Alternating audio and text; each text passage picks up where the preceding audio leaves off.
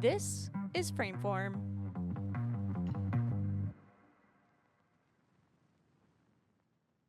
Well, aside from our wrap-up, it's our final episode of Season 5. Today, we're having a bit of a full circle moment and revisiting a project we covered in our very first season. Longtime listeners of Frameform may remember our interview with the team behind the hit documentary Uprooted: The Journey of Jazz Dance. This film has had a long and successful festival run, earned countless awards, has been available on HBO Max or whatever it's called these days, and has now evolved to internationally touring events called the Uprooted Experience. For the live event component of Capital Dance and Cinema Festival this season, Dancinema hosted an Uprooted Experience in the DC metro area. We had an encore screening of the film and 3 awesome dance classes you'll hear some snippets from in this episode. Our classes and faculty were African Dance with Robin G., who you may know from Greensboro Dance Film Festival and our Screen Dance Symposium episode, African American Social Dance with Kat Foster, who you may know from her work with Camille Brown and Ted Ed, and Tap Dance with Germaine Goodson, a living legend in her own right who toured with Cab Calloway and countless other greats in the entertainment industry. The day concluded with a panel discussion and Q&A with the faculty and Lisa Damal-Reeve, film producer and project education director. This episode is a mini virtual way to have your own Uprooted experience, so be sure to check out the show notes to follow along and see links to the recommendations from the faculty. Enjoy!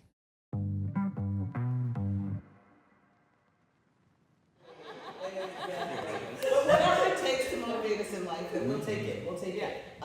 So my name is obviously Robin. I am 19. Okay. And I am originally from Philly, but spent much more of my life in New York City. Kind of became an artist there, and I danced for all of the reasons that you've all kind of stated. I never wanted to be a professional dancer. I'm actually the opposite. I don't want to be looked at. I never wanted to be, I just wanted to dance because I experienced a class in New York that sort of changed my life. It was an African class, believe it or not. Even though I'd done some dancing in undergrad, I never danced as a child, so I'm not the one who was in ballet class at 5. My family was really poor, and the only thing I did was free stuff. So I was really into sports, super into gymnastics and track, because it was all free. So anything that was after school and free, but I took a dance class in New York, and it kind of changed my life. It was almost, I remember describing it as a spiritual experience. Like I was addicted to this form, and I couldn't understand why. And it would change the trajectory of my life. I'm in school, I'm actually like in law school, like whatever, just doing all the wrong things. All the wrong things on the journey, exactly. No, on the journey to find my path. So, but this thing became so important to me. And African in particular, because it was this incredible community of people, but there was something about this form that really spoke to me. And it's the first, and then I went on to do like ballet, and I teach contemporary, I teach all kinds of stuff. But African is the thing that drew me in, and there was something about it. There was something about it that I think sits at why we're doing Uprooted. And I have to not be a college professor, but it's kind of my language now. And I talk about the aesthetics of it, like this thing that sits at the root of it, the rhythm of it, the feel of it, and the fact that it's rooted in something more than just movement. For me, the nerd in me was really excited about the why you do a thing, the context or the where it comes from. That was how I was trained. Like, not to just do the steps and do the movement, but there was a way, an entry into all of these aspects of the dance that was really fascinating for me. And so dance always had all of these contexts. Even when I do contemporary, if I'm doing flow, I want to know what style of flow, where it came from. If I'm doing flying under, it's like I'm into Belgium because I want to go. It just is the way that it's informed how I think about dance. And I think that it's really important when we connect it to this notion of the roots of jazz, right? The roots of jazz sit in African music and movement. And it does so for a reason. And this is the stuff, this is the body information that people of the African diaspora brought to this country. And when Kat and Camille are talking about African American social dances, sitting at the center of that is all of this Africanist, African dance, movement, music, style. right? That's the sort of body data that we brought with us. So my goal is just to play with that today. Okay, so not to be deep. All that's to say is we're just gonna play. And so you start to see about this notion of musicality and what that is, and just how we sit with it. That's it. So can we do that? Mm-hmm. All right, let's make a circle. Let's make a circle. Hold on the floor. But you don't have to stomp it. I just did. I was just laughing for endless. And one of the things that we think about,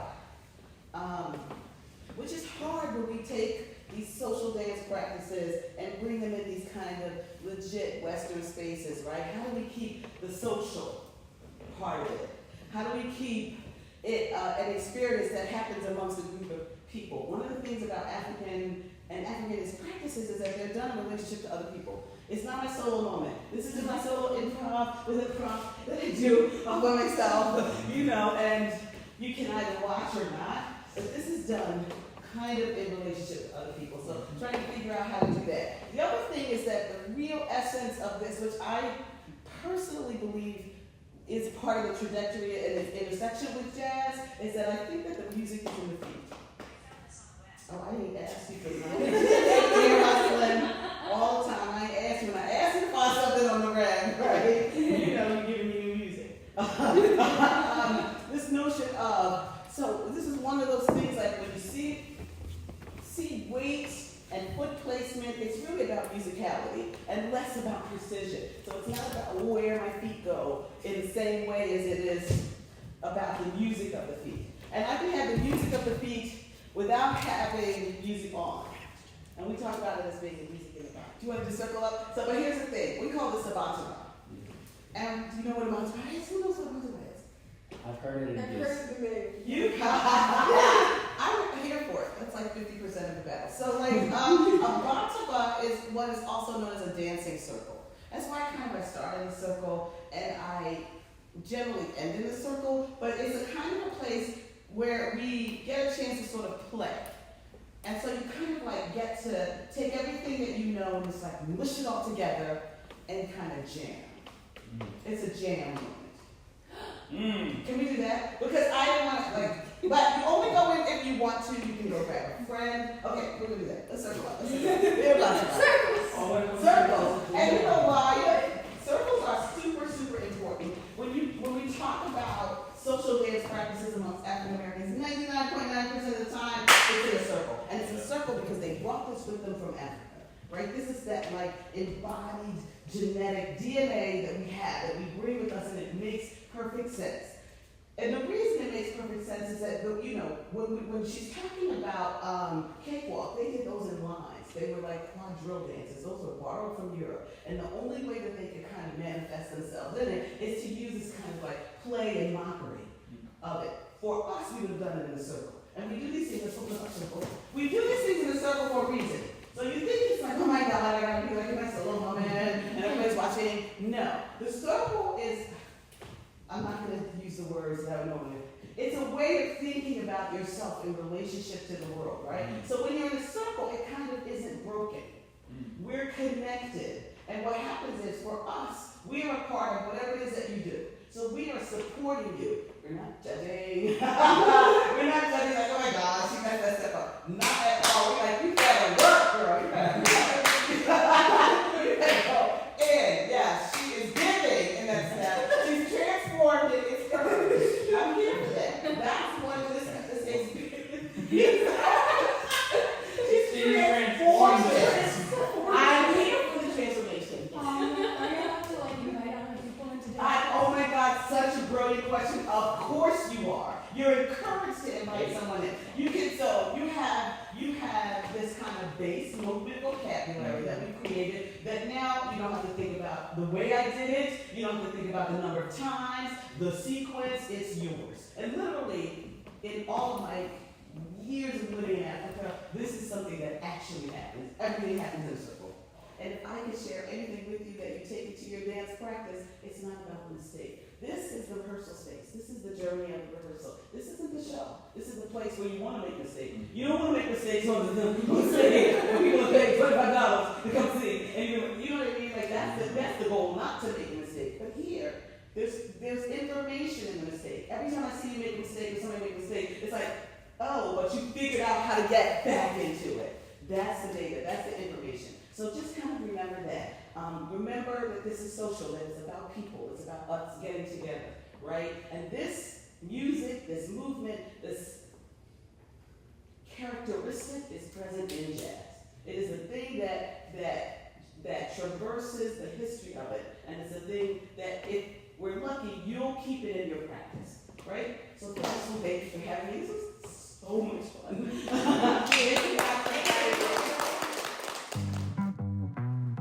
How else do we see the circle form in social dance? Yeah.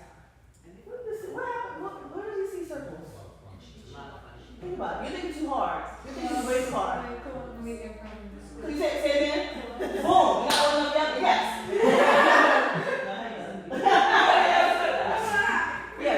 Douche. Yeah, the overrated. So clubs, yes? Yeah. Clubs. What else? Where else? When you were young, say it again. Yes, dances. Yeah, like school dances, right? Where else? Think when you were young. Younger, now young. I'm the old one. Like when you were a kid, like when you were little. The weddings? Well, okay, weddings, but what? Thank you. You're thinking too hard. Playground. Playground. School. You go to the playground. You get a circle. You make your hand games. Now, I went to my school group. My name is that. Hey, hey. Right. We were in a circle killing it. Yes. So the circle is very significant. Now, what I will say in hip hop, what is it called in hip hop? What's the name of the circle? Freestyle circle. Yes, and what's it? Cycle, right? But it's freestyle. Now, in African dance, it's called an entourage. It's the same format. Now, I want you to do call and response. Call, I'm going to call. You see it's a lot of tap, right? You're going to respond, okay?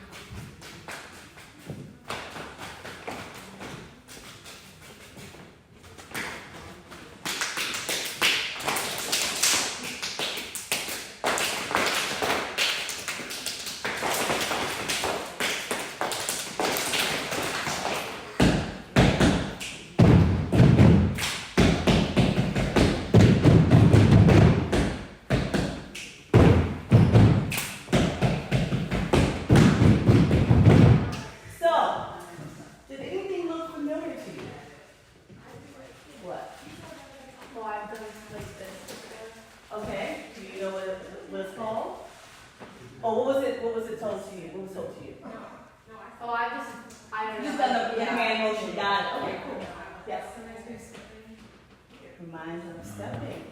Okay. What else? Anything else familiar? Felt familiar to you? Yes. Body percussion. What you do as tap dancers is called body percussion. Now, before tap evolved, yes, The precursor to tap was called juba. Everyone say juba. Juba. Okay? When you watch the video today, you're going to see a segment on juba. The woman that's going to be doing the body percussion, that's Camille. Okay? All right? That's I'm her, partners in crime. So juba came out of plantation culture. And when we talk about enslavement, we don't talk about the culture, right? What came through slavery? A lot of what we do today came through that experience, okay? So we had sacred dances, we had social dances, but juba was a form of resistance also. So instead of, say for instance, you wanted to create music, but because the drum was removed from enslaved Africans, we had to use what? So that's where that came from, right? So if you're singing a spiritual song, someone's keeping the rhythm by either slapping the thigh, right, or clapping, right? That's why we look at gospel choirs, you see a lot of thumbs up, right? Or you get house clap. House music is also derived from gospel. Gospel is derived from plantation folk. Okay? Juba also required you to speak. So at some point, people started to talk and create rhymes. Where do you see that in today's culture? This is the easy one. Rap. But rap is poetry. Rap ain't nothing but poetry. And some of the generation, Mr. Mark and I were talking about that. We're like, now, what we hear today, I don't know. But we had this, that, yeah? So people would actually, speak over and start to affiliate language with the clapping and the body connection, yes? And from here, then we started to incorporate, right? Stomping. Sometimes people have a staff. Yeah. So a lot of what we do today really derives from plantation culture, even hip hop. Okay? So what we're going to do is, like I said, we're going to dance through time, but we're not going to dance in quantum. It's not going to be in order. We're going to be bouncing around, and we're going to be bouncing around with different genres, different styles of social dance. Like we mentioned salsa, we mentioned step dance, we mentioned. Is anyone familiar with gumbo at all? Yes, my dad would do it for my friends. Oh my God! I haven't seen your dad do gumbo. I'd be like, "Don't do that when you're over." He's like, "We do this." I'm like, "Stop." So gumbo dance, we see a variation of gumbo here in the States, we call it step dance, yes? Now gumbo is another example of how a lot of movement came through resistance, as a form of resistance, yes? Or a way of passing time. When you hear Negro spirituals, it's called Negro spirituals. It was a way to pass time and to create beats. And remember, like Black people were oppressed for a very long time. And look at what has come through that oppression. That is still something that globally people are so drawn to. You know why? Part of it is because it's authentic. You can't fake it, right? You also have Olympics with the girl, the kangaroo girl, right? No shame. She was expressive. But she claimed it. You all saw that? Yeah. We're like, yeah. So the hip hop, yes, we're not hating her, but but it was that for her, that was her version of hip hop. But you can see how that could be also dangerous because we're talking about it's happening on a larger scale. It's the Olympics. And someone who doesn't know anything about hip hop is going to be like, oh, that's hip hop. That's not hip hop, right? No, it's not. So let's track the mirror. We're done talking. Find a space on the floor.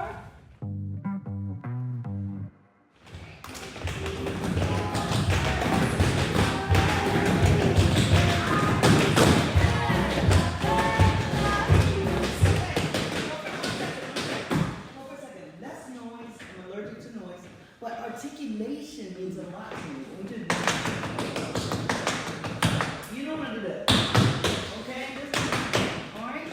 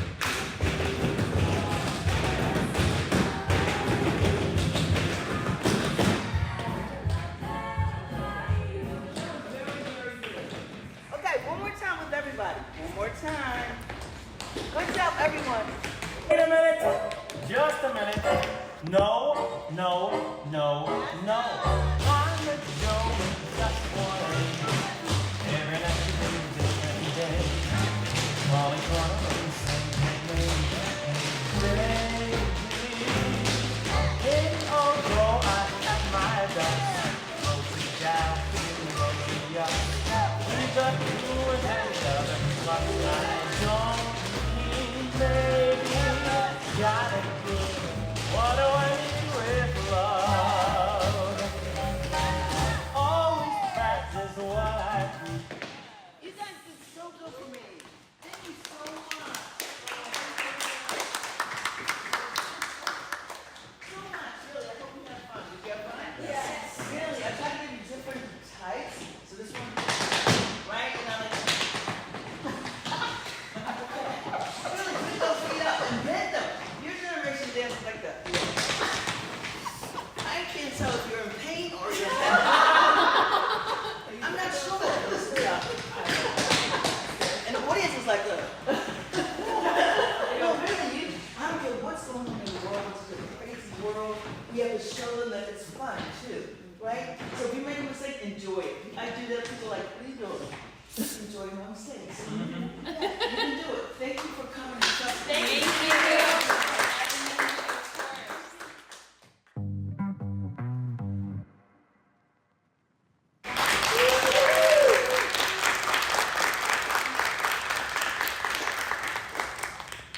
Awesome. Thank you so much to our faculty. Thank you to Lisa, our education director and film producer. And thank you to the family, JYP students, guests, honored guests. We're so happy to have you here for this unique experience. I know you probably were expecting to take a bunch of tap classes, and we still had a pretty legendary tap class, but other offerings as well. So, first of all, sometimes when we're teaching, we just kind of name drop. Oh, you gotta see this movie, you gotta see this, you gotta read this book. Just going across quickly, what is something that you think students should watch or add to their Spotify or look up on YouTube or read? Like, let's just, shower us with some stuff to find after this. Free to Dance. Free to Dance. I think it was a 2-part series. I think it was developed in the early 2000s. Sorry, in the early 2000s. So you'll really get, this is kind of very similar to what you've just seen. It's like a timeline of Black dance, in particular jazz dance. And they talk about a lot of pioneers within the jazz arena and also in the modern dance arena as well. So have you ever heard of Cleo Parker Robinson? That's one major, yeah.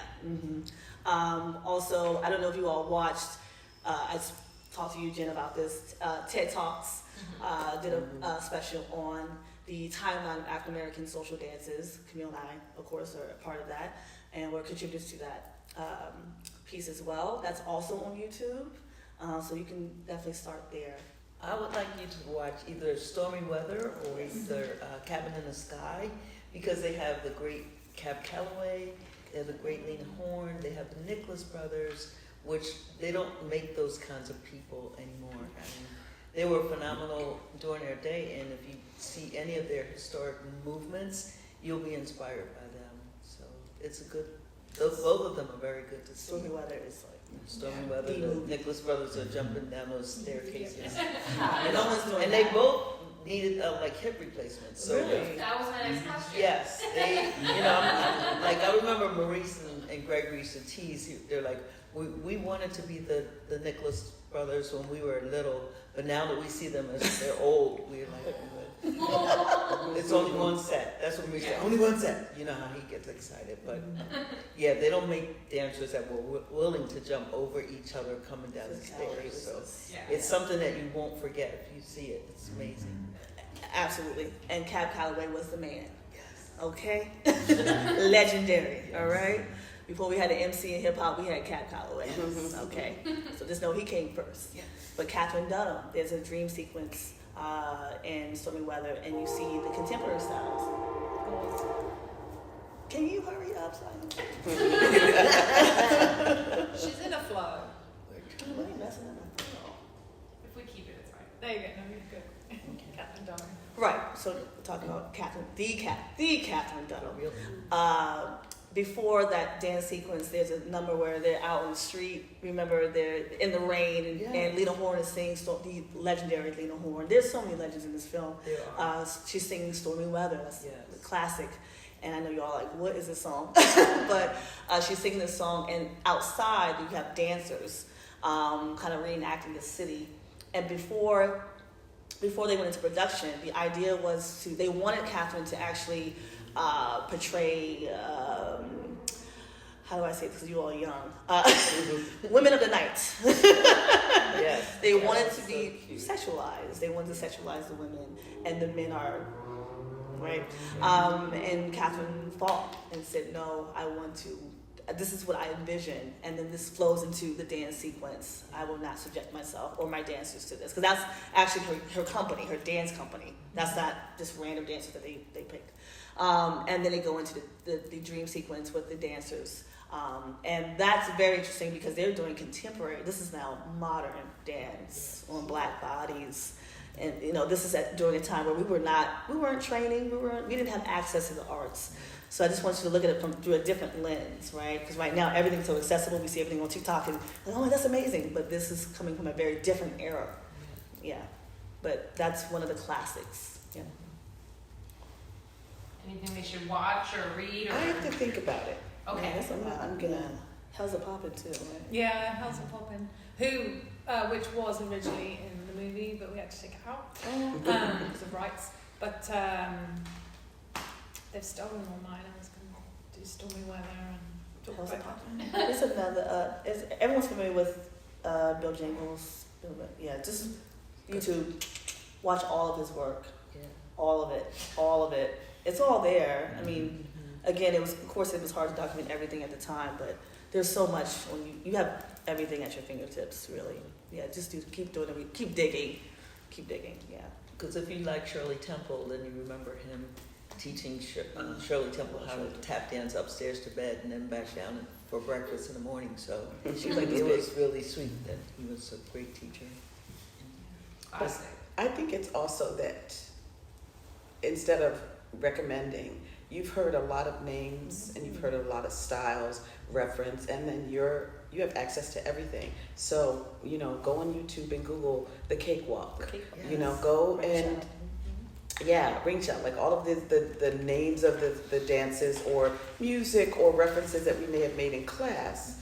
Do your research and see what you can find. Right. So anything that didn't make sense or you want to think about it a little more deeply, you get to do that research now as well. Absolutely. So I could send you links to things, but I think it's more exciting to think of you following your interest. Yeah, which is that's what part of the film, right? Because we knew we only had 90 minutes to cover a very huge bit of history. Yeah.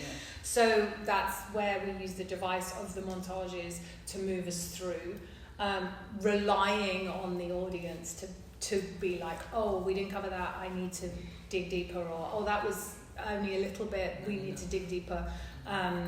So we were reliant on that. So it's more like, be curious. Be curious. Oh, so Yes. yeah. Stay curious. I think the way you framed that answer was really helpful too, because it's almost like the paradox of too much choice. We all grew up in different eras, and it's like maybe once upon a time going to the library was the main thing, or you would get your turn in the computer room, and then you would look things up on the internet. And now it's almost, okay, is that on TikTok? It's like, can I find it there? Don't want to go on. Well, Instagram has Black dance history on Yes. Instagram. It's a great source.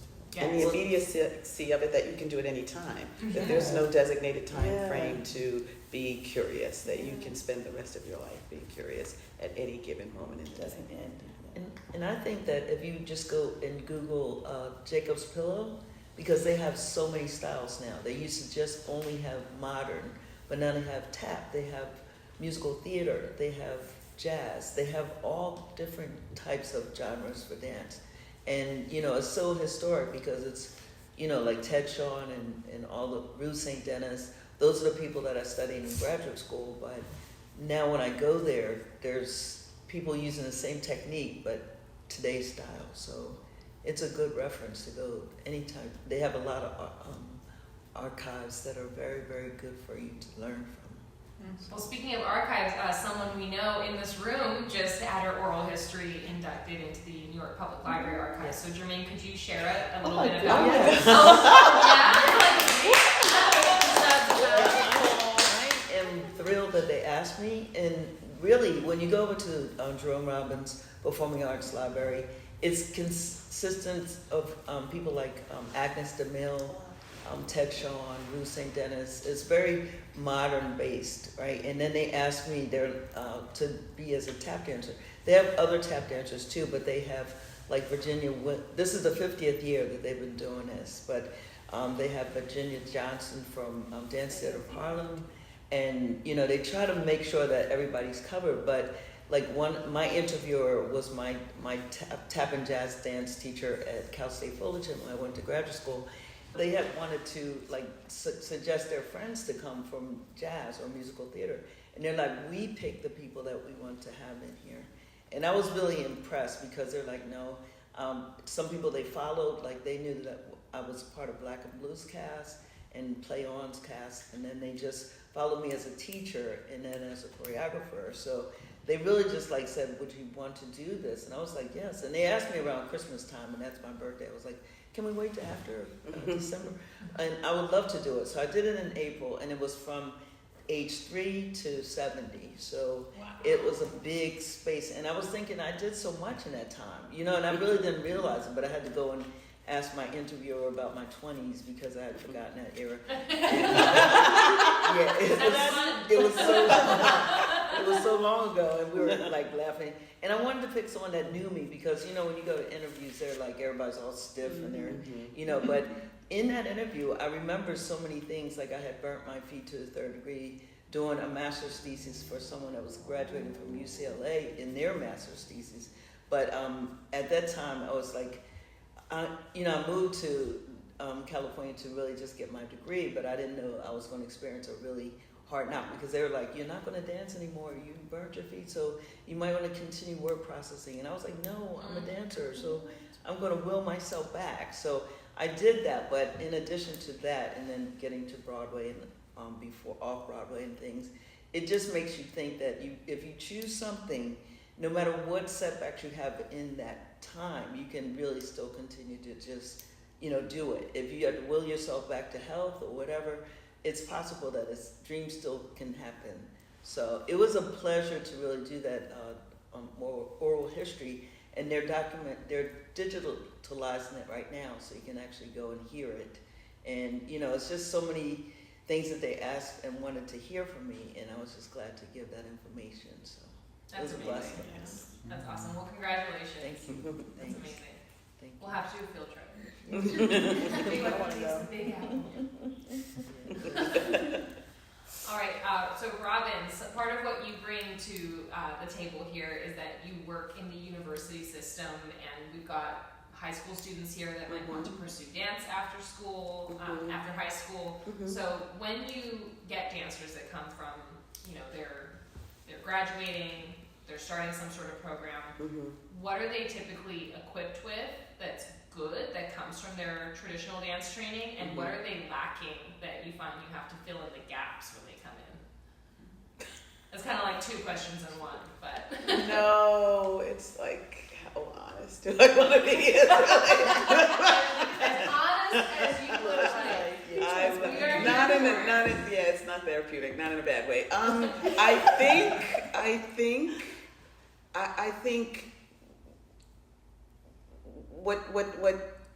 I think what universities offer, it depends on there are lots of ways to continue your studies in university. You can go to a conservatory, you can go to School of the Arts, where the focus is praxis. Like the focus is keep dancing, and there's less, less context in some ways, and it's really more like being in the space and practicing your craft. And then you can go to a liberal arts college where you have the opportunity to, complement your practical work with a liberal arts education. And so I've worked in both, but I've been in a liberal arts environment for a long time. So what students, I think, bring to the table that's really good when they choose a liberal arts college is this consistent curiosity, right? And this ability to think broadly about the context of dance. What was the other part? What I want them, not what they're lacking, we're not going to say that. But what sort of gaps are you filling in, or where do you start with the real, as far as their education? I think a great example of Uprooted, I think a bridge to that is the understanding of why the historical context for the things that they do and how that can be rooted in what they're doing right now. So this idea of understanding the history of jazz and how it can inform me as a mover, the history of things, like understanding the different styles of ballet that exist and how that informs how I perform in ballet, right? And how that can make me a better dancer and also artist. So one of the things I think universities are interested in doing is creating artists, not just performers or technicians, right? And I think that the field of study, the field of dance right now, is asking young people to be more than just technicians. But, you know, too many choreographers are saying, what do you bring to the table? We can all get the step, but what else can you do, right? What else, how do you bring yourself, how do you be present in work? How do you participate collaboratively in choreographic processes? You know, Bill T, all the big ones. Everybody just giving steps anymore. They're saying, you live in the world, I live in the world. I'm steering the ship, but how do you contribute as a passenger? And I think that that's what students have a difficult time with coming from studios or high school dance programs, that they are being asked to participate and give a bit more in their own learning. And I think that that's the gap between the two is where we sit when we're trying to kind of facilitate that understanding. Well, it's a challenge sometimes because, especially in a competition studio structure, really excellent competitive dancers are usually just yes people. They're a vessel for the choreographer's very specific vision. It's about uniformity. Improv is mainly what string of tricks can you do. It's not about individual style. And if you drop them at a social event, they don't know how to groove. They don't know how to improv like that. Exactly. All all the things. Exactly. And it's not like you're trying to undermine that training, but what you're trying to do is make it a bit more facile and flexible, right? So, you know, the value isn't in how many fouette turns that you can do. It's like what you do going in or coming out of it, or what you were doing in context before that. That's what people are more interested in now. And so, yeah, that right there. And also, that's why I asked my question this morning. Why you dance? Like, do you remember what made you want to do this in the first place? This love of dance, this thing that it gives to you, and this desire for you to share that with your audience. That's what we need to spend time kind of circling back to, as it were.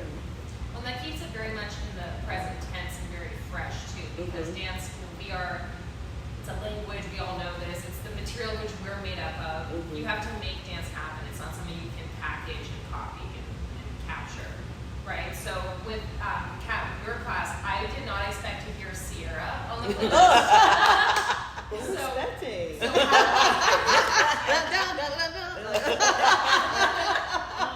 Right, well sometimes when people think historic or vernacular jazz or stuff that is of the past, they don't have that trajectory that continues into the future and the present. So can you share a little bit about your background and like how did you learn all these styles and how do you bring it into your class into the present? Because what I saw was not what I think some people might think is a historic jazz class. It felt very fresh, it felt very new, fun, and I mean, I don't think I'm even projecting anything on the students. You guys look like you were having a blast. I think it's me. They're still smiling. That's a good sign. No, great question. Well, first of all, I'm a DC girl. So, my soundscape has always been go-go music. I've always had rhythm in my ear since I was a child. I'm thankful for that. But yeah, I never go into the class thinking, it has to be, yes, traditional is the foundation, but we have to elevate the dance. And also it's constantly evolving. So jazz is never just one thing, it doesn't stay stagnant, it's consistently evolving.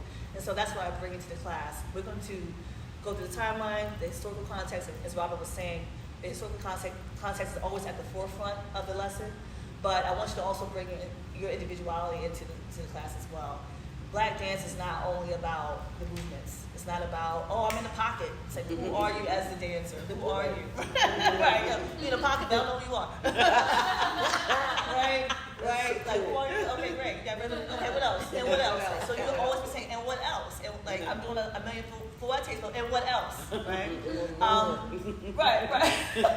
Right. So, I created this phrase, and that phrase was actually developed like 6 years ago. as you all know, I work with Camilla Brown, and she has a few initiatives now. It's evolved into 3 different initiatives. We have Black Girl Spectrum, Black Boys Moving, and then we have Everyone Moves, or Everybody Moves, yes? And before, I was teaching these classes alongside of her, and then she let me start to facilitate classes on my own across the country as we went on tour. And so I started to see a commonality between all the different cities. Like, we all have our signature pieces, we all have our signature dances. Like, DC, go beat your feet. You know, we have our thing. Chicago has footwork. You know, if you're from Philly, you have your own, the sound, the music, the dance, and all. I mean, but right. What do you say? I'm from Philly. Oh, you from Philly, right? She's on the Philly, right? And so I said, well, what if I start to put the pieces together and start to really hone in on current dances of the time? Because dance and art, as Nina Simone has said in the past, to quote Nina Simone, that dance should always reflect the times. And so I always go back to that as my basis. And so I started to integrate, you know, the whip and the nay-nay. And then I said, well, what if we, you know, blend that with a little Lindy Hop, okay? And then make that correlation between Lindy Hop and then Sabar, African dance. And then what if we, you know, because it's all interconnected. And so it's, none of it is, I mean, all of it is timeless. Everything is timeless. Right? Even though vernacular jazz was developed in a particular era, all of it is relevant. Yeah. And so it's just important for young people to understand that you ain't doing nothing new. You ain't doing, but you also are a part of the history. You are constantly elevating, you know, the dance and the art by contributing. Yeah, we look at TikTok. I know we have our thing about TikTok, but TikTok also serves a place, and I think it's great because, you know, young people are able to. It's like a continuum of social dance. It's just in a virtual realm. You know, it's like the virtual landscape is broad, and we see trash, and then we see trash over there. But then there's something over here that's happening. Even with, you see Afro dance forms starting to become more dominant. Because we hear Afro beats, it's the 2 different Afro beats, and then we see Ambiano, and so we're hearing all these different sounds. And so the diaspora is vast, and there's so much to learn. So I just try to incorporate what the young people are listening to and hearing, and making that correlation with traditional dance forms as well. It's all relative. It's all important for them to understand, and just to contextualize, you know, what this is also. It's hard to do, because you're like, I don't want to do this old dance. You know, I don't want to do Shorter George. You know, but yeah, but that went into something else. And they're like, oh, okay. You know, so connecting the dots is always the goal and the aim, like connecting all the dots, bringing the past into the future, and sometimes pulling the past, and being inspired by the past as well, right? We could see, what was it? We were doing the Roger Rabbit, or you know, the Roger Rabbit. That's always been around, right? It's evolved. It's a progression. Everything is a progression. So you can actually regress a lot of the things that we do now into its traditional, into its origin, right? So yeah, that's been a part of my development, and I'm still always refining and learning, and there would never be a day where I'm like, oh, I know it all. It's like you're constantly learning as an artist. Yeah, but yeah. That's awesome. Mm-hmm. So Lisa, how did this project start? Obviously we're here for the Uprooted Experience, and we screened the Uprooted documentary, but what was the seed of this jazz tree? How did it get uprooted? Wow. Okay, so the seed was with Zach Nemerin in London, who I knew from, we both taught at the same college called Millennium Dance back in London, when I lived in London. So he had an idea. This was before they got me involved, and he knew Kadifa Wong, who's the director. She used to dance, gone into film, so they started to kind of dig around and do some research. Fast forward, they were in New York. I just left New York for LA, so it was like the summer of 2017. And they knew they wanted a production company and a producer based in London, and I just started to produce film. So Zach was like, "Oh, Lisa." So we had a Skype. It was pre-Zoom. Remember Skype? Do you remember Skype? Do you remember Skype? They don't remember Skype. They don't. Yeah. Okay. You weren't born yet. Now I remember. Anyway, we had a discussion and talked about it. Obviously that's the world I came from. I was a kind of a dancer, a teacher, for many, many years, and I do love documentaries.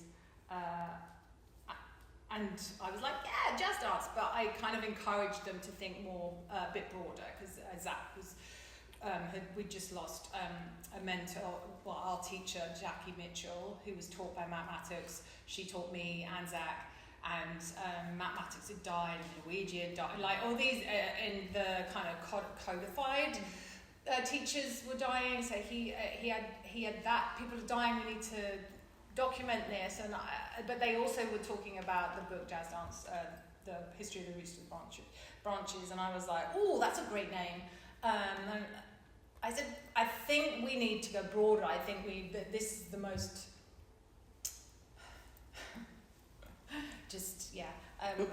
if I knew what I know now, I would never have probably said this. Although I have no regrets, kind of. I said, I think it needs to be broader. We need to tell the whole story. Like, I don't think just telling a part, that's not, I mean, that's interesting to some people, but I was thinking a bit broader. So they went away and thought about it. Khadifa was all, excited by my naivety. And and so we kind of just were like, yeah, let's do it. So we did even more research, and I'd only made one short film. At the time, Khadifa had only done music videos and short films. Zach had never made a film. So we were like, okay, how are we going to get this money? So I said, okay, well, let's just film some stuff. So we kind of paid for London, did 3 days in London, took the crew from New York, and that's how then we started to fundraise, because I was like, we need to show that of what we're trying to do. And then that kind of is how it started, and then continued through 2018, and then we went into post 2019, and then the pandemic hit, and then we did the festivals in the pandemic. And now live events are back, and you're touring live events, which is pretty awesome. Yeah, and then the last 2 years have been developing the educational, which was always the plan. I was just like, oh my god, we could do this thing. Like, this was like, even in 2017, I think I was like, and then we could do this, and then we could do that, and then there could be non-profit, which FYI, we're now fiscally sponsored for the educational. So I want to try and raise money to underwrite it and support the educational stuff, so it's more available to everybody. So that's also something else I'm pushing and building. But it's always been kind of that. It's a beast. It was a beast. It's something I'm very proud of, but it was my film school and a beast. I'm not envious of the editor. To be able to take all the footage and all the people and then create some sort of cohesive structure. Yeah, cool. The two of Joan and Khadifa look like Homeland, like they're posted by moving sections around, and it took probably 3 times as long. Again, this was my experience of something this big, when you have that much footage. Like, we did 80 interviews. They didn't all make the cut, but there's still so much that you have to wade through and figure out and pull archive, and what do you want there, and how are we going to make sense of what story are we telling, and what's the arc. And even though it's quite linear, we do kind of diverge a little bit. But so that took, as a producer, I was like, come on, because I'm impatient anyway, and I kept running out of money. I was just like, oh my god. But I've actually got a really great kind of friend, mentor, who's a brilliant documentary director, filmmaker, TJ Martin, in LA, and he's since a member. He's won an Oscar actually, and he's since said, oh yeah, he did the Tina Turner documentary, and he just was like, yeah, the rough cut will take 9 to 12 months, like, and the execs are always like, no, and he's like, yeah, and then like 9 months in, they're like, and he's like, I told you 9 to 12 months. I'm not kidding. And suddenly I'm like, I was like 3-6 months maybe. We did it in 9 because I pushed. But yeah, then suddenly I was like, that's the process. It's much more complicated than a narrative. Because you've got narrative, you've got script, and you've got the script supervisor's notes and the edit, like everything's like a bit more laid out. So yeah. Does it feel good to see it like done? Or there's still things like, I would change that. There's stuff that I wouldn't necessarily change. There's stuff that I miss that we couldn't have in because of money. There's How's It Poppin' that I miss because of the rights. There was something going on with the rights, so we had to take it out and find something else. I really missed that. There was instead of the Judy Garland clip, we had Gene Kelly and Fred Astaire clip, and it was really cool. And like the where they placed it, and we went, Fred Astaire. And the Diamonds Are a Girl's Best Friend, the vocals were in there, but it was too expensive. Singing in the Rain, the vocals were in there, it was too expensive. It just got to that point where I was just like, absolutely no way, I'm not. But because we're talking like 30 grand for 7 seconds. Just to hear 35,000 for that. And this is going to be this. And by that point, I was just like, losing my mind. So yeah, you have to just then. But the sound designer was brilliant, like put Rain in for Singing in the Rain, and it was such a short clip, but I still miss that, and I really miss the vocals in Diamonds Are a Girl's Best. That's cool that that's even a workaround, instead of losing it all together. It's like, can we just have the picture? Mm-hmm. Yeah. We nearly, well, actually that was Matt, because we kind of worked as a team to get it to Dance on Camera Film Festival. So remotely, because we're in the pandemic. So Matt's doing work that really, he shouldn't be doing, like learning how to drop footage in that's, the proper archive, because you have the stuff that's, not the full res, and then you get it, you buy it, and then he's dropping it in. And then we find out from the music supervisor, we can't have that, that's too expensive. And we were like, should we cut it? We really love that story from Chet. And he was like, wait, I've got an idea. So he just moved the audio. He moved it around, and it worked. And I was like, okay, great. That I can live with that. Yeah. So there's just moments. There's so many stories, and as every filmmaker has them, like where you just what it was and what it ends up being. There's certain things that you just still make me sad. And sadly, as a producer, that had to find money. I do watch it and just know how much everything costs. Like that so it's quite hard for me to You see like the visual. that song costs that much money. It's like, hope they enjoy it. So we've got a question from Riley. What are some things that my generation can do to continue pursuing traditional jazz technique and jazz dance? I would say keep taking intensives like this. There's so many, different ways of doing that. Sometimes you'll get intensive with tap because it's a part of the system that goes along with jazz.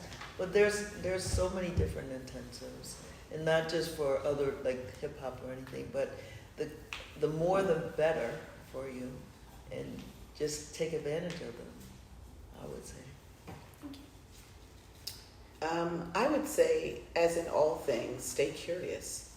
What kind of artist do you want to be? What kind of citizen do you want to be? A good citizen is a citizen that's curious and open and interested in hopefully everything. So don't take what you get or don't get in class for verbatim. Continue to be curious about jazz. You've already taken an intensive, right? What more would you like to know? Or you go to your next class and it sparks something else. Don't wait for your instructors to just give you information. You live in the age of information. Be curious. Yeah, start applying it. It's the application. Now that you have this knowledge, what are you going to do with it? Right? And we talked about that in class, how being able to identify what is, right? We talk about competition dance, and sometimes how they label certain pieces called Afro jazz. They label it as Afro jazz, and they put face paint on, and they do 1 and 2, and then they go into a penché, right? That's it. That's the Afro in the jazz piece, right? And so being able to identify that that's not African dance, right? Or that's not vernacular jazz, and that's not. You have to be fully aware of what it is and what's not, right? But as they were saying, it's about staying curious. That's going to lead you in the right direction. Yeah, that's going to constantly be your guide. It's my guide, staying curious. Yeah. Asking questions, because I remember having workshops in African and Lindy, and when I was at college a long time ago.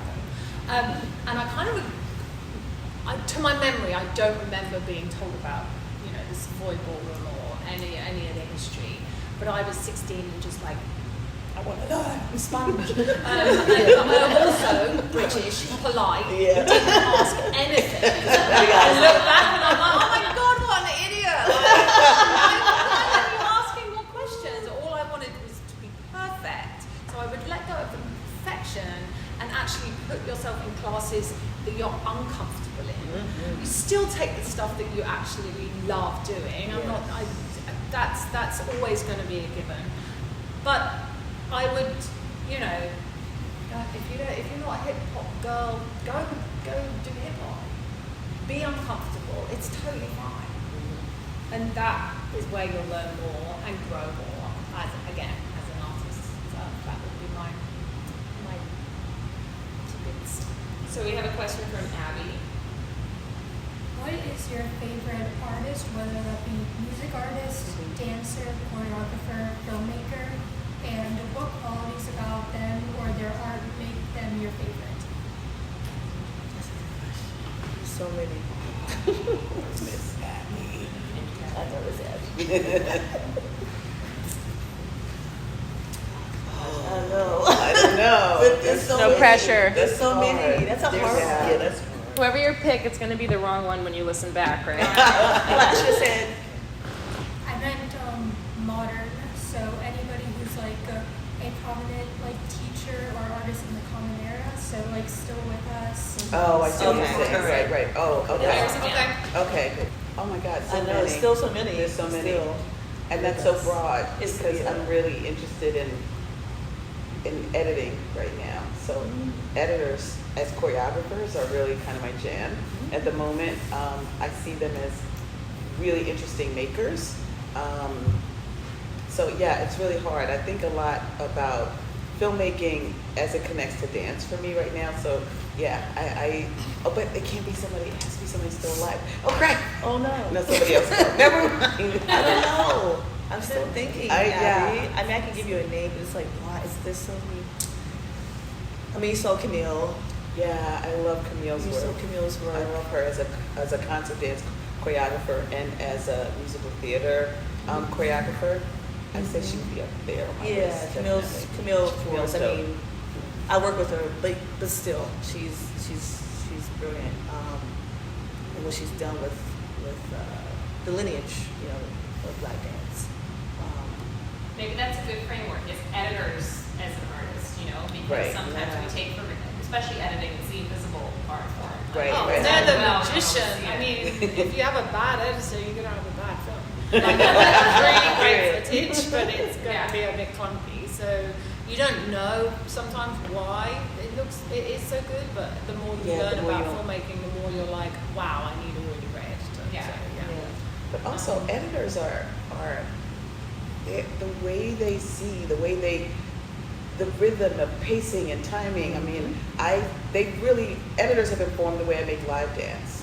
The way I think about assembling pieces of a thing and putting it together, the way I look at things is never, even if the piece is for the proscenium stage, never from the front. Like how I want to see a thing, I have so many more avenues into it because I've been studying all these editors, and I find that most editors, whatever their genre, whether it's narrative or dance film, are really interesting to me right now. Not any one in particular. Probably Simon taught me this way of thinking about choreography as decision or choice making and editing as choice making, I think.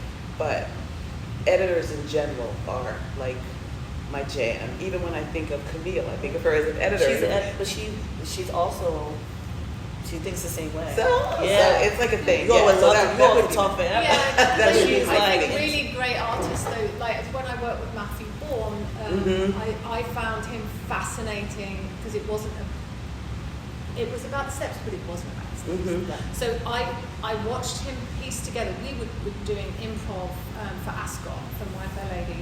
We were improving, and you had to be an animal or a horse. We were like walking around doing this stuff, which makes me like talking about do something that makes you uncomfortable. I didn't like doing it when I was on that stage. But we had such a great cast that you kind of like, well, everyone's doing it. Yeah, right. And then he slowly, because you were those characters, they were there, and he slowly put it together. And I sat in that rehearsal room, watching him kind of layer this number, and I was like, that's his genius. Yeah. Because it wasn't about the steps. It wasn't. There were steps in it, but it wasn't about the steps. And I was like, okay, that's amazing. Yeah. So Trust the process. Yeah. Do the animal walk. Be a horse. If Matthew Bourne tells me to be a horse, baby, you better come in dating. Or sometimes you have to write. Or sometimes you're asked, you're given a prompt and you have to write. As part of the process. Yeah, there's different processes. So be prepared for that. Yeah, it's not always about the steps coming into the space and, you're going to learn 16 counts and then we're going to go from, no. Sometimes it's just dialogue. We're just talking. Camille starts her process with just dialogue. She has an idea, but she's like, 9 times out of 10, I don't know what I'm going to do. I have no idea.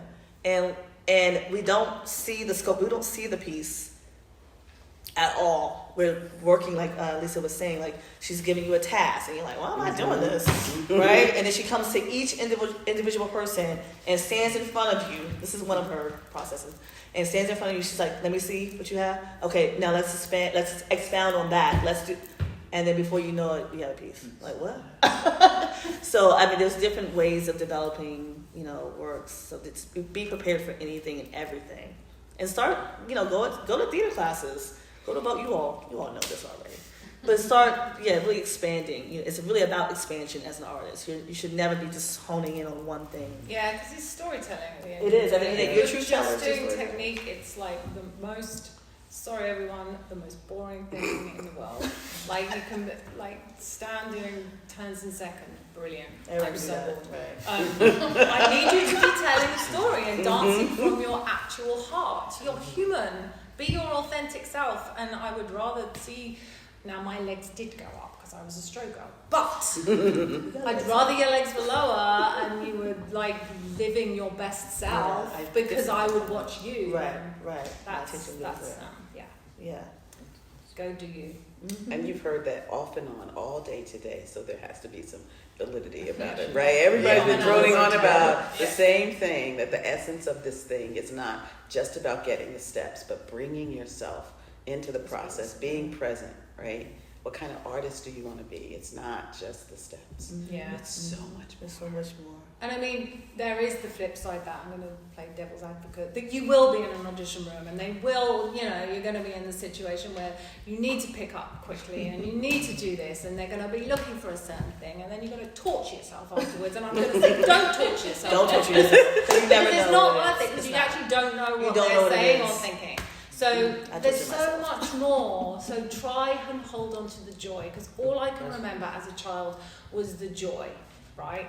I would hear music and I would just make up a dance and I would improvise in front. I literally can remember me being about 5 or 6 dancing in front of my grandparents, like just doing this stuff. Little Lisa. And making dances up anywhere, like my front lawn, this. I was always like injuring myself, like doing jumping and then like crashing to the ground. Oh my god, but everything was from joy. I saw a musical and I was like, that's what I'm going to do. And I did it. But I just, as soon as I lost that joy, and it wasn't until my 40s where I was just like, I think I'm And I never thought I'd be done. Yeah. So listen to yourself. Be Yes. self-aware enough to listen to yourself. But that's what I would say. Just keep the joy. Otherwise, you're kind of, I don't know why you're doing it, because seriously, it's hard. It's very hard. But there's joy in it. Well, I definitely saw a lot of joy today. Sincere joy, but also sincere growth.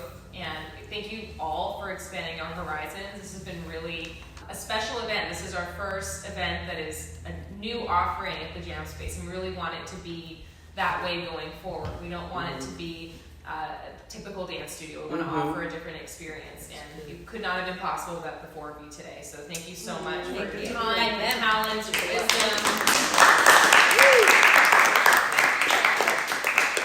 And I'm sure that the dancers in this room will look back and they'll be like, oh, that day I did Uprooted. You know, that was actually a very pivotal point for me. At least that's the hope. I think we'll have to do a check-in a few years, and we'll have to have you back for another day of this. So thank you. Love it. Thank you For guys. having us. I hope you all enjoyed yourselves. Yeah, you hung in there. It was a long day. It was a long You did day. really well. Yeah. Well, dance life is long. Listen, the days are long. Yeah, exactly. So eat your Wheaties. Yeah. Your Gatorade, get your Wheaties. Yeah, eat your Wheaties. That's an old joke. They're like, what are Wheaties?